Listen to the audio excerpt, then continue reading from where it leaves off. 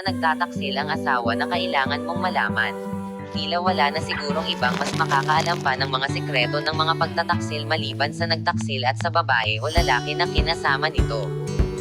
Ang 29 anyos na si Claire, na nakipaghiwalay sa kanyang nobyo noong malaman na ito ay kasal na pala, ay nais umanong tulungan ang mga kapwa niya babae kung paano malaman kung ang kanilang kinakasama ay nagtataksil bago mahuli ang lahat.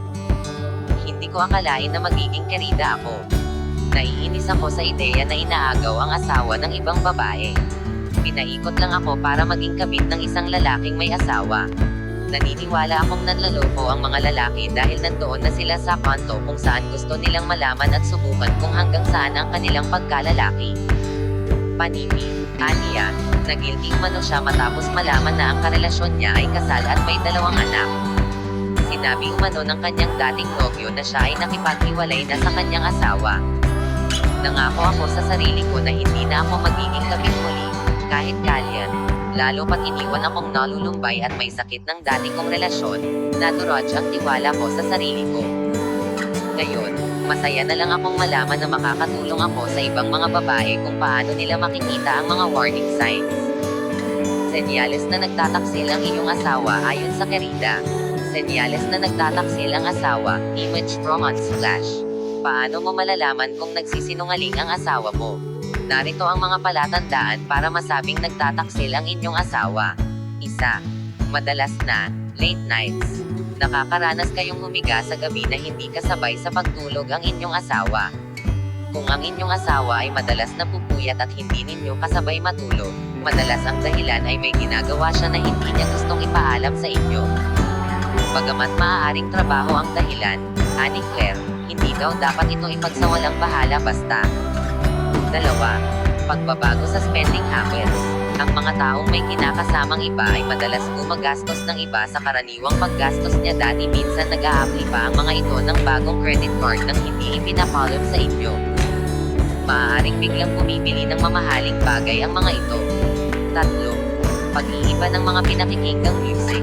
Maaaring simple lang pagbago ng hilig lang ito pero ayon kay Claire, ang isang lalaki na biglang nag-iba ang taste in music ay maaaring na-impluwensyahan ng kanyang kinakasamang babae. Maaaring mag-download siya ng mga kanta na hindi naman typical sa kanyang mga dati nang pinapakinggan para ma-impress ang babae. Ani Claire, bagamat hindi sa lahat ng pagkakataon ay ganito ang sitwasyon, hindi raw dapat ito binabalewala. 4. Pagiging mapaglihim sa kanyang mga gadgets. Pagkakaroon ng marami at iba't ibang password sa kanyang cellphone, laptop at social media ay isa sa mga karaniwang palatandaan. Bagamat lahat ay may karapatan magkaroon ng privacy, ang isang taong walang tinatago ay dapat walang maging problema na i-share ang access sa account sa kanyang asawa kung ito ay tanungin. 5. Mapanuyang mga sagot. Ayon kay Claire, ang isang lalaking nagtataksil ay madalas gumagawa ng kwento upang mapagtakpan ang kanyang mga kasinungalingan. Dahil rito, mas nagiging mapanuya ang kanilang mga sagot para hindi mahalata ang kanilang pagsisinungaling. 6. Madalas na pagsama sa isang babaeng katrabaho. Kung ang iyong asawa ay madalas lumalabas kasama ng isang babaeng katrabaho pero iginiit nito na sila ay magkaibigan lamang, maging mas maingat daw, ayon kay Claire. Kung ang katrabaho ng iyong asawa ang siyang malandi, maaari itong maging mas malaking pahamak sa inyong pagsasama.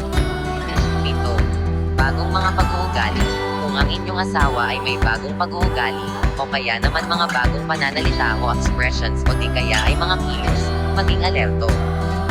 Maaaring nakuha o natutunan nila ito sa kanyang kabit. 8. Pagiging mas narcissistic. Mas pinapahalagahan na ba ngayon ng inyong asawa ang kanyang panlabas na itsura sa pamamagitan ng pagbili ng mga bagong damit o kaya naman ay pagbabawas ng timbang? Maaring senyales na ito ng kanilang pagtataksil. Ayon kay Claire, bagamat hindi 100% na pagkakaroon ng kabit ang dahilan ng kanilang pagnanais na magbawas ng timbang, maaaring parent itong maging babala. 9. Naging matrabaho na ang pakikipagtalik. Kung wala na ang spark sa kama, maaaring dahilan ito sa pagkakaroon niya ng pagtingin sa iba. Ani Claire, kailangan ibalik ang excitement sa inyong pagsasama. Narito ang ibang mga tips para maging natural at hindi pilit ang pagsisiping ninyong mag-asawa. 10. Malayo na ang loob ng inyong asawa. Hindi na siya nagkukwento tungkol sa kanyang araw o kaya naman sa kanyang nararamdaman. Kahit sa isang pagtatalo, hindi na rin siya naglalaan ng oras o tiyaga para ito ay pag-usapan at ayusin. Ito ay maaaring dahil sa hindi na kayo ang una nilang pinagsabihan ng kanilang saloobin at nakahanap na sila ng ibang pagkukuhanan ng pangunawa.